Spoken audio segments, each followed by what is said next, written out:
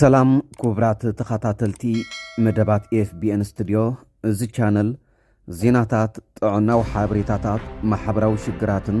ካልኦት አገደስቲ ሓበሬታታትን ናባኹም ብምባል ኣብ ሰዓቱ ሓበሬታ ክትረኽቡን ሓፈሻዊ ንቕሓትን ርድኢትን ንምብራኽን ዝሰርሕን ስለዚ ናይ ወትሩ ተኸታተልቲ እዞም መደባት ክትኮኑ ዕድሜና እዩ እምበኣር ከስኒ ሕጂ ከምቲ ስሕት ኢልና እንታይ ትመክሩን ብዝብል መደብ ካብ ተኸታተልትና ዝመውፅና ኣብ ህይወቶም ዘጋጥሞም እንቕርቦት ሕዝቲኤ ሒዘልኩም መፅአ ዘለኹም ክሳብ መወዳእታ ክትከታተሉንን ነዚ ሓውና ምኽሪ ክትህብዎን ድማ ይላቦም። ኣምላኽ ሰላም ጥዕናን ቅሳነትን ክህበኩም እናተመነኹ ኣብ ክንዲ ብስመይ ፒከይ ብዝብል ናይ ብርዒ ስም ክላለየኩም ብ1989 ትሑት ኣታዊ ካብ ዝነበራ ስድራ ተወሊደ ምስ ሕሱም ድኽነትን ከቢድ ሕፅረት ናውቲ ትምህርትን እናተቃለስኩ ካብ ቀዳማይ ክሳብ 11 ክፍሊ ብልጫ እናወሰድኩ ኣብ ሳዋ ኣብ ዝግበር መልቀቂ ሃገራዊ ፈተና 12 ክፍሊ ድማ 3.6 ነጥቢ ብምምጻእ ዕውት ናይ ትምህርቲ ዘመን ኣመዝገብኩም እንተኾነ ከምቲ ኩላትና ንፈልጦ ኣብ ኤርትራ ዋላውን ልዑል ነጥቢ ምጽኢኻ ኣብ ኮሌጃት ይኹን ኣብታ ብኸፊል ኣገልግሎት ትህብ ዘላ ዩኒቨርሲቲ ስመራ እንተተመረቕካ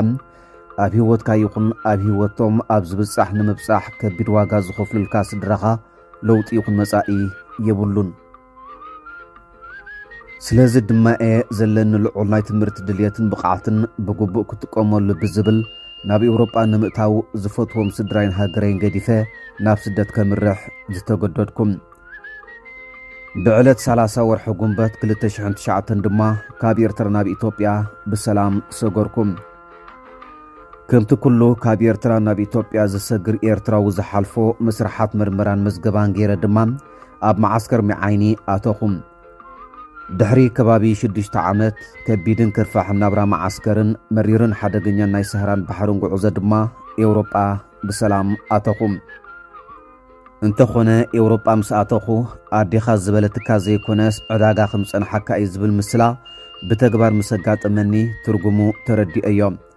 ካብ ኤርትራ ክወፅእ ከለኹ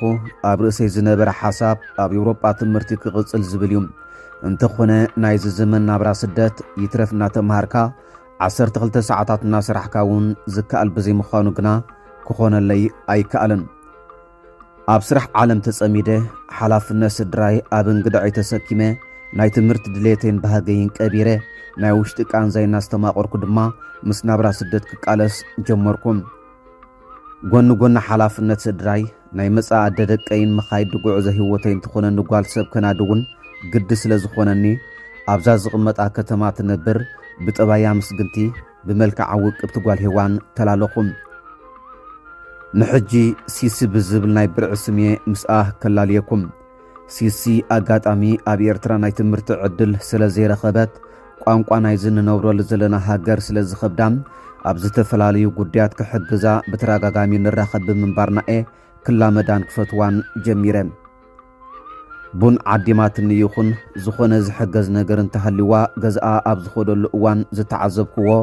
መግቢ በልዕካ ትጸግብ ዘይመስላን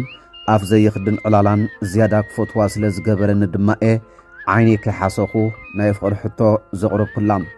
ቡን ዓዲማትኒ ይኹን ዝኾነ ዝሕገዝ ነገር እንተሃሊዋ ገዝኣ ኣብ ዝኸደሉ እዋን ዝተዓዘብክዎ መግቢ በልዕካ ትጸግብ ዘይመስላን ኣፍ ዘይኽድን ዕላላን ዝያዳ ክፈትዋ ስለ ዝገበረኒ ድማኤ ዓይነይ ከይሓሰኹ ናይ ፍቕሪ ሕቶ ዘቕረብኩላ ንሳ እውን ውዕለተይ ድዩ ከቢድዋ ዋላስ ከም ዝኸመያ ተማሪኻ ሕራይ ዝብል መልሲ ንምሃብ ግዜ ኣይበለዕትን ጥዑም ፍቕራዊ ህይወት ከነስተማቕርን ማዕዶ ብማዕዶ ዝነበረ ርክብና ኣብ ሓንቲ ቤትን ዓራትን ክኸውንን ግዜ ከይወሰድና ተራዳዲእና ድማ ኣብ ቀዳማይ ዓመት ጉዕዞ ፍቕራዊ ህይወትና ወዲ ተወኮርና ኣነ ሰሪሐ ዝኣቱ እኹል ኣታዊ ስለ ዘለኒ ንስድራይን ስድራ ሲስን ከኣሊ ስለ ዝኽእል ሲሲ ትምህርቲ ክትመሃርን ኣብ ትርፊ ግዚኣ ድማ ዝኾነ ሞያ ክትወስድን ኣተባቢዐያ ንሓሳበይ ተቐቢላ ድማ ወድና ናብ መውዓለ ህፃናት ብምብጻሕ ናይ ቋንቋ ትምህርቲ ክትመሃርን ናይ ፀጉሪ ሞያ ክትወስድን ጀመረት ኣብ ውሽጢ 2 ዓመት ድማ ጽቡቕ ናይ ቋንቋ ምልከትን ናይ ፀጉሪ ሞያን ብምጥራይ ደረጃ ኣከባበለቶ ብጣዕሚ ድማ ኮሪዕላን ተሓቢነላን እንተኾነ ድሕሪ ዝኹሉ ለውጢ ናብራና ክምዕብልን ህይወትና ክብልጽግን እናተመነኹም ኣብ ህይወተይ እቲ ዝኸበደን መጻኢ ዘጸልመተን ተጓንፎ እዩ ኣጋጢምኒ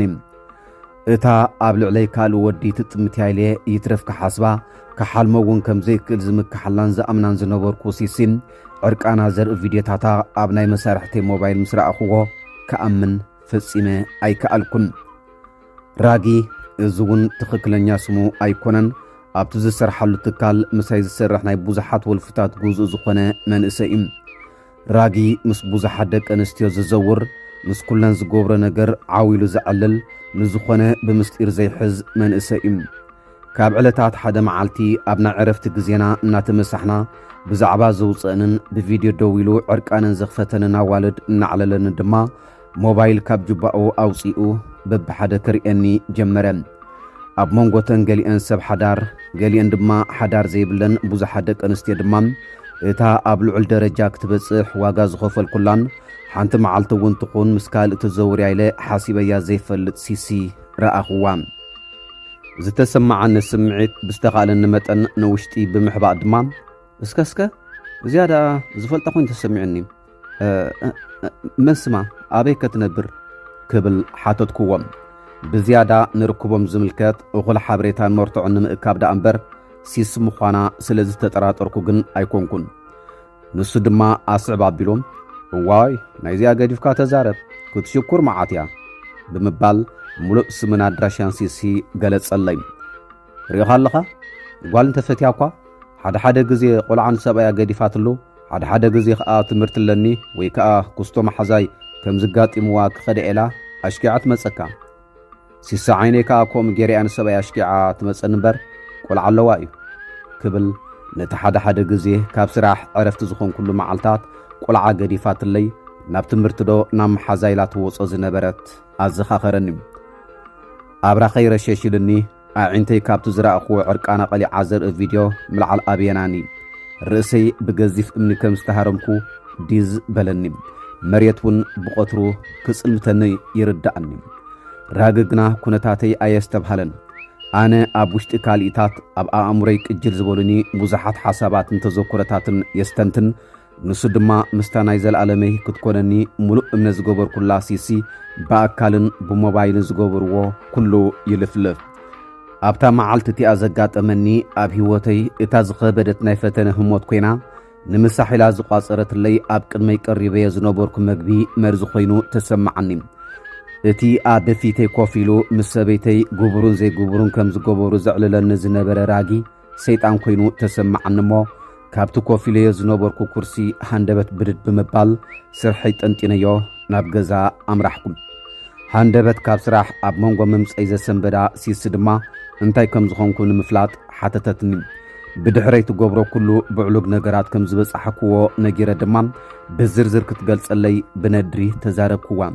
ንሳ ግን ሕጂ እውን ንጽህቲ ምዃና ክትእምነኒኣ ፈቲና ኣነ ግን ድሕሪ ምምልላስ ከጋጥም ዝኽእል ሓደጋ ንምውጋድ ብዝብል ዘገድሳኒ ንብረተይን ክዳውንተይን ጠርኒፍአ ብቕጽበት ክወፅእ ወሲነ ኣብ ኣፍ ደገ ጸኒሓ ድማ ኣብ እግረይ ብምውዳቕ ከም ዝበደለትኒ ብምንጋር ይቕሬታ ሓተተትኒ ኣነ ግን እቲ ዘጋጠመ ነገር ካብ ዓቕሚ ዓቕለይን ትጽቢተይ ንላዕሊ ብምንባሩ ብሰላም ክፈላለያ ወሲነ ኣብ መንጎና ዘራኸብ ሓደ ዓብዪ ጉዳይ ግን ኣሎ ጉዳይ ውላድና ውላደይ ክሪኦን ኩነታቱ ክከታተልን ኣብ ንረኸበሉ እዋን